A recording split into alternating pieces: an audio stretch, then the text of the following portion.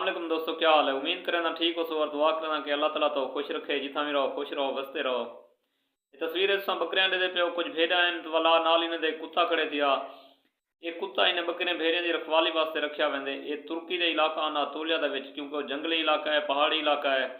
ई वजह को उतना जानवर बे भी होंगे पे खूनखार जानवर होंगे।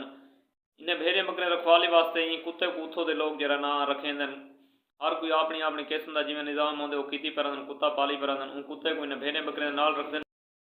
लेकिन उन्हें लोगों को ई कुत्ते की भी हिफाजत करनी होंगी है, कुत्ते को सिक्योरिटी देनी होंगी है। क्योंकि जंगल का इलाका होंगे, जंगल के ज़्यादातर उतना भेड़े पाते वेंदे ने। भेड़े की हिफाजत भेड़े ने कुत्ते को बचाने वास्ते कुत्ते के गल एक लोहे का पट्टा पैंदा। ये तुम तस्वीर दे पे हो सही उत्ते नोकदार लोहे का पट्टा एक कुत्ते के गल पाते हैं ताकि कोई भेड़े आके कुत्ते की गर्दन दबोच ना देवे। अगर कुत्ते को वो दबोच दी तो उस वाल पीछे बीए जानवर कोई भेड़े खा वैसन। ई वजह को लोग कुत्ते के गल हिफाजती सेफ्टी तौर पर लोहे का पट्टा पाते ताकि कोई भेड़िया आसानी ना ला के कुत्ते को ना मार गता है।